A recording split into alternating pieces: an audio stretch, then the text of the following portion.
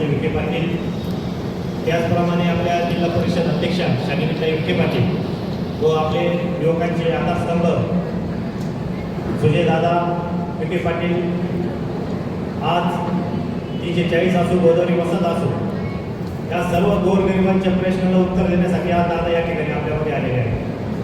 सगळ्यात महत्त्वाचं म्हणजे आपल्याला थंडी ताप आला तरी आपण भावाच्या सुखादुःखात सुद्धा जात नाही, पण आज आपल्या दादांना महिनाभर आराम करायला लावलेला आहे, तरी दादा आपल्या गोरगरीब जनतेसाठी, सर्वसामान्य जनतेसाठी आज एवढ्या आजारपणातून आपल्या सुखादुःखामध्ये म्हणजे या ऐतिहासिक घडामोडीमध्ये आपल्याला उत्तर देण्यासाठी किंवा आपल्याला न्याय देण्यासाठी या ठिकाणी दादा आलेले आहे.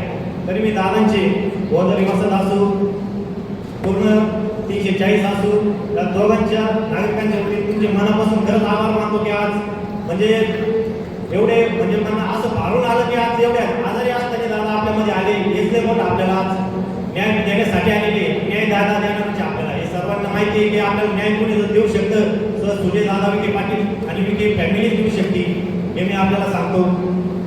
आणि दादा आपण जो निर्णय घ्यायचा तो आम्हा सर्वांना मान्य राहील. गोदावरी वसाहतचे आपली दुसरी मिटिंग येईल, मागं आपण सांगितलं की वसाहत कुठेही जाणार नाही आहे, त्याच ठिकाणी वसाहत राहणार आहे.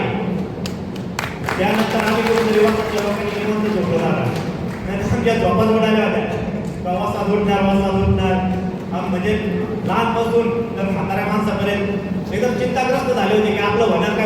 ते आता तुमच्यापर्यंत प्रत्येक नागरिक येऊ शकत नाही, ते आमच्यासारखे सरपंचासारखे किंवा सगळे सतीश भाऊ असं सर्व जे गावाचे पुढारी ज्यांना भेटायचे आता काय होणार, आमचं काय होणार. पण आम्हाला दादा तुमचा विश्वास आहे की तुम्ही कोणालाही उपयोग काढणार नाही, जे उपयोग वाचत त्याला तुम्ही छत देणारी माणसा, हे सर्व आम्हाला विश्वास असल्यामुळे आम्ही त्यांना हेच सांगतो तुमच्या वतीने की कोणी टेन्शन घेऊ नका, दादा बेघर कोणालाही करणार नाही.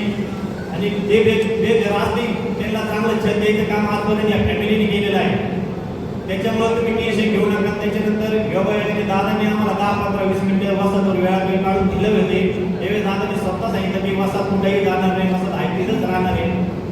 त्याच्यामुळं एकदम चिंताग्रस्त झालेले सर्व निवांत झोपले आणि एकदम म्हणजे समाधानी त्यावेळेस मिटिंग झाली. आज पण तुम्ही जो निर्णय घ्याल त्या निर्णयाला आम्ही वसाहत सर्व तुमच्या बरोबर राहू. आम्हाला तुमच्या पूर्ण विश्वास आहे की आम्हाला कुठेही म्हणजे कुठेही वसाहत सोडून कुठेही जावं लागणार नाही. ते सगळं वसाहत करायला मान्य आहे का? दादा जो निर्णय घेतला तो सर्वांना मान्य राहील का? नक्की आवाज येत नाही, आवाज सुजय दादा